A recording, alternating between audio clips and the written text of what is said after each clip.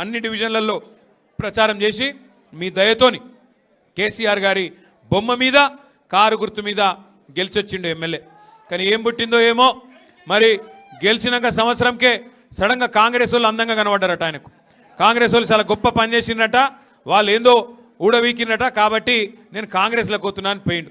ఎందుకు పోయిండా అని మేము తెలుసుకుంటే తర్వాత తెలిసి వచ్చింది మాకు, ఆయనకేదో 11-12 ఎకరాలు జాగుందట గాడెన్నో కుతుబులాపూర్లో. రేవంత్ రెడ్డి ఫోన్ చూసినావు గాజుల రామారావు అట అడ్రస్ కూడా ఎరికేనా తమ్మి నీకు? ఒక భూమి 1000 కోట్ల భూమి అట. ఆ భూమి కోసం ఇలా ఆత్మను చంపుకొని మనిషి కూడా అమ్ముడు పోయి రేవంత్ రెడ్డి సంకలది వచ్చిండు. ఆ భూమి మరి పోయేటప్పుడు కొంట పోతాడో ఏదో నాకు తెలియదు, కానీ ఆ భూమి కోసం ఇవాళ పోయి ఆ పార్టీలోది వచ్చిండు.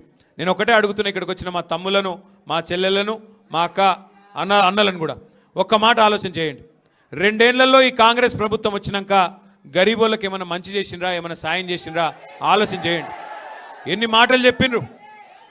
అత్తలకు 4,000 ఇస్తా, కోడళ్లకు 2,500 ఇస్తా అన్నాడు. వచ్చినాయా?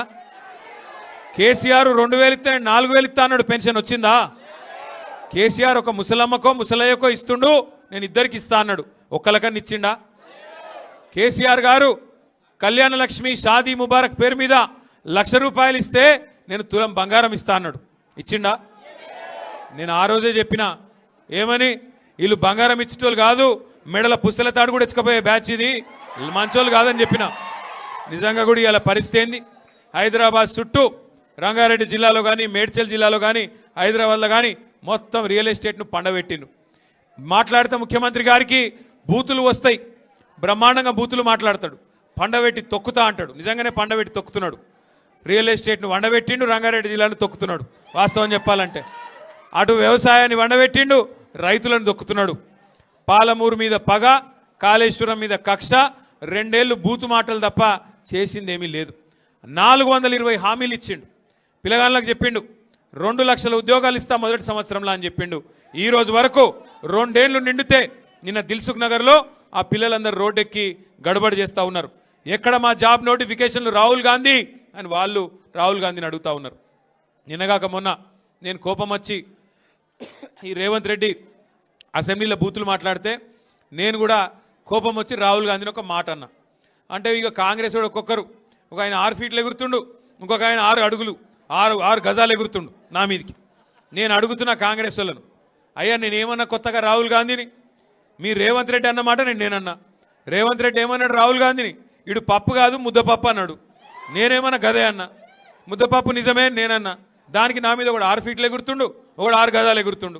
ఎగిరేదేదో మీరు రేవంత్ రెడ్డి మీద ఎగురురి, నా మీద ఎందుకు ఎగురుతున్నారు మీరు? మీ రేవంత్ రెడ్డి అన్నాడు సోనియా గాంధీని బలిదేవత అన్నాడు. 1000 మందిని బలి తీసుకున్న బలిదేవత, 1000 మంది తెలంగాణ పిల్లలను చంపింది ఈమె అన్నాడు. నేను అన్నా నాది? మీరు రేవంత్ రెడ్డి అన్నాడు. గసొంటోని తీసుకొచ్చి ముఖ్యమంత్రి చేసిన ఏమనాలి మరి? ఏమనాలి నేను? అందుకే అన్నా, ఆ ముద్దపప్పు గారి గురించి నేను అనలేదు. ముద్దపప్పునన్న రాహుల్ గాంధీని ముద్దపప్పు అన్న రేవంత్ రెడ్డి మీద మీ ప్రతాపం మీద చూపెట్టారు కాంగ్రెస్ వాళ్ళు. మీకు శాతగాక గసొంటోని తీసుకొచ్చి ముఖ్యమంత్రి చేసుకున్నారు మీరు. ముద్దపప్పు అన్నాడు మీ రాహుల్ గాంధీని, సోనియా గాంధీని బలిదేవత అన్నాడు, ప్రజలకు అడ్డమైన వాగ్దానాలు ఇచ్చిండు. ఇవాళ ఏమంటున్నాడు?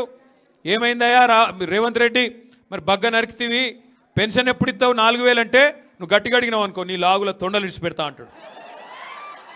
ఏమైందయ్యా మహాలక్ష్మి, మరి 2,500 ఇస్తాను మా ఆడబిడ్డలకు, ఎప్పుడు ఇస్తావు అంటే నీ గుడ్లు వీకి గోటీలు ఆడతా అంటాడు. రైతులకు ఎప్పుడు న్యాయం చేస్తావు? యూరియా బస్తా కూడా ఇస్తలేవు. రైతు బంధు ఇస్తా అంటివి కదా 15,000, ఏం సంగతయా అంటే నీ పేగులు వీకి మెడలేసుకుంటా అంటాడు. ఏమన్నా బోటీ కొట్టేటోడా ఏంటిది నాకు అర్థం కాదు. ముఖ్యమంత్రి బోటీ కొట్టేటోడా, మెడల పేగులు వేసుకుంటాడట. అందుకే నేను అంటున్నా, ఎసొంటోళ్ళకు పని అప్పచెప్పాలనో గసొంటోళ్ళకి అప్పచెప్పాలి. మీరు హైదరాబాద్ వాళ్ళు కరెక్ట్గానే అప్పచెప్పిండ్రు. మీరు కేసీఆర్ని నమ్మిండ్రు, మళ్ళా గులాబీ జెండాను ఎగరాలని చెప్పి మీరు కరెక్ట్గానే ఓటేసిండ్రు. కానీ ఇవాళ ఎమ్మెల్యే పోయి దొంగలలో కలిసిపోయిండు. అందుకే మీతో ప్రార్థన ఒకటే, ఇప్పుడు జిహెచ్ఎంసీ ఎలక్షన్ పెడతారట తొందరలో, ఒక 2 నెలల్లోనూ 3 నెలల్లో పెడతారట. మనందరం ఒక్కటే డిసైడ్ చేసుకోవాలి, ఏ కేసీఆర్ నాయకత్వంలోనైతే హైదరాబాద్ని అభివృద్ధి చేసుకున్నామో, ఏ కేసీఆర్ గారి నాయకత్వంలోనైతే రాష్ట్రాన్ని భారతదేశంలోనే నెంబర్ 1 చేసుకున్నామో, మళ్ళీ అదే కేసీఆర్ గారిని తిరిగి తెచ్చుకుందామా? 2028లో ఫైనల్ ఉంటుంది, 2028లో ఫైనల్ ఆడాలి. అప్పుడు మళ్ళీ కేసీఆర్ గారిని తెచ్చుకోవాలి. ఇప్పుడు సెమీఫైనల్ ఉంటుంది జిహెచ్ఎంసీలో.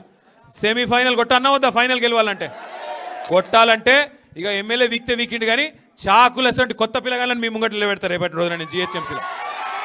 చాకులు లాంటి పిల్లగాళ్ళని నిలబెడతా, వాళ్ళని గెలిపించుకరండి మీరు. కార్పొరేషన్లో మళ్ళొక్కసారి గులాబీ జెండా ఎగిరితే ఆటోమేటిక్గా కాంగ్రెస్ వాళ్ళు మళ్ళీ ఎక్కడోళ్ళు అక్కడ బేజారు అయిపోతారు. దెబ్బకు మళ్ళా వాళ్ళే తటపార వారేసే పరిస్థితి వస్తుంది. మీ అందరితో కోరేది ఒకటే, ఇలా ఒక్క ఎమ్మెల్యే పోవచ్చు కానీ నాకు మొన్న శేర్లింగంపల్లి నియోజకవర్గ మీటింగ్ పెడితే మా అన్నలు, మా తమ్ముళ్ళు, మా శేర్లింగంపల్లి నియోజకవర్గ నాయకులు అందరూ కలిసి 4-5 వేల మంది కార్యకర్తల సమావేశం పెట్టిండ్రు. అది చూసినాక కేసీఆర్ గారు అడిగిరు నన్ను, ఇంతమంది వచ్చిండ్రు ఎవరు ఆర్గనైజ్ చేసిండ్రు అన్నారు. అంటే నేను చెప్పిన, సార్ ఎవరు ఆర్గనైజ్ చేయలే, మీ మీద ఉన్న అభిమానమే చేసింది, మీకోసం వచ్చిండ్రు మా వాళ్ళంతా అని. ఇవాళ నిజంగా సంతోషం అనిపిస్తున్నది. తమ్ముడు చూస్తూ ఉంటే, అన్నా నా గొంతు పోయింది అన్నాడు, నాకు ఉపన్యాసం ఎట్లేయాలో నేర్పిమన్నాడు. ఉపన్యాసమే కాదు, రేపటి రోజున మంచి చాకులు లాంటి మా యువకులు, మా అన్నదమ్ములు ఎవరైతున్నారో మీతోని రేపు రాష్ట్రంలో మళ్ళొక్కసారి భారతదేశం మొత్తానికి పరిపాలన ఎట్లుండాలనో కేసీఆర్ గారి నాయకత్వంలో మళ్ళీ చూపెడతాం. తప్పకుండా 2028లో మీ ఆశీర్వాదంతో గెలిచొస్తాం. పేదలను కడుపులో పెట్టుకొని చూసుకుంటాం. పేదలను ముఖ్యంగా ఎందుకంటున్నా అంటే, ఈ ముఖ్యమంత్రి వచ్చినాక, కాంగ్రెస్ ప్రభుత్వం వచ్చినాక హైడ్రా పేరు మీద హైదరాబాద్లో గరీబోళ్ళ ఇండ్లు గులగొట్టుడు తప్ప ఒక్క ఇల్లు కట్టిండా, ఒక్క ఇందిరమ్మ ఇల్లు కట్టిండా? ఇందిరమ్మ ఇండ్లు అని డైలాగులు కొట్టుడు తప్ప హైదరాబాద్ గల్లీల్లో ఒక్క ఇల్లు కట్టలే. ఉన్న ఇండ్లు గులగొట్టుడు. కుకట్పల్లిలో బుచ్చమ్మ అనే ఒక ఆడబిడ్డ ఈ హైడ్రా వల్ల భయపడి ఉరిపోసుకొని వాళ్ళ బిడ్డింటికి పోయి ఉరిపోసుకొని చచ్చిపోయింది. 100 ఇండ్లు గులగొట్టిండ్రు, గుడిసెలు గులగొడుతున్నారు. గరీబోళ్ళకు హైదరాబాద్లో జాగ లేకుండా చేసి ఆ భూములని ఇలా అమ్ముకొని పెద్ద పెద్ద సేట్లకు కట్టబెట్టి అందులోకెళ్ళి కమిషన్లు దొబ్బే ప్రయత్నంలో రేవంత్ రెడ్డి ఉన్నాడు. ఆలోచించండి, ఈ 2 ఏళ్లలో హైదరాబాద్కి ఏమైనా మేలు జరిగిందా? కాంగ్రెస్ ప్రభుత్వం వచ్చినాక ఒక కొత్త రోడ్ వేసిండా, కొత్త బ్రిడ్జ్ కట్టిండా, కొత్త ఫ్లైఓవర్ కట్టిండా, కొత్త అండర్ పాస్ కట్టిండా? ఉన్న మెట్రోని ఎలగొట్టే ప్రయత్నం చేస్తున్నాడు. ఎల్ఎన్టీ వాళ్ళని బెదిరించి ఆఖరికి వాళ్ళని కూడా ఎలగొట్టిండు. మనం మీ శేర్లింగంపల్లి నియోజకవర్గం నుంచి ఆ మైండ్ స్పేస్ జంక్షన్ నుంచి ఎయిర్పోర్ట్ దాకా మెట్రో మనం శాంక్షన్ చేస్తే రాగానే రద్దు చేసిండు. ఒక్కటంటే ఒక్క మంచి పని లేదు, చెడగొట్టు పని తప్ప మంచి పని చేసిన పాపాన పోతలేడు. పేదవాళ్ళని పట్టించుకున్నది లేదు, పెద్దవాళ్ళని పట్టించుకున్నది లేదు. ఏది కూడా హైదరాబాద్కు 2 ఏళ్లలో చేసిందేమీ లేదు. అందుకే తిరిగి మళ్ళీ కేసీఆర్ గారిని తెచ్చుకుందాం, గట్టిగా కొట్లాడదాం. శేర్లింగంపల్లి నియోజకవర్గంలో కూడా గులాబీ జెండా ఎగిరేద్దాం. మీ దయ, మీ ఆశీర్వాదం ఉంటే ఎంత పెద్ద తుఫానునైనా ఎదుర్కొంటాం. మళ్ళీ తిరిగి తెలంగాణ ప్రజల దయతోని, ఆశీర్వాదంతో గెలిచొస్తామని మళ్ళొకసారి విజ్ఞప్తి చేస్తూ, పేరున ఇంత పెద్ద ఎత్తున కదిలి వచ్చినందుకు మా తమ్ముడు పొట్టా నరేందర్ యాదవ్ గారికి, వారి మొత్తం బృందానికి కూడా హృదయపూర్వకంగా నమస్కారాలు తెలియజేస్తూ, స్వాగతం తెలియజేస్తూ, జై తెలంగాణ.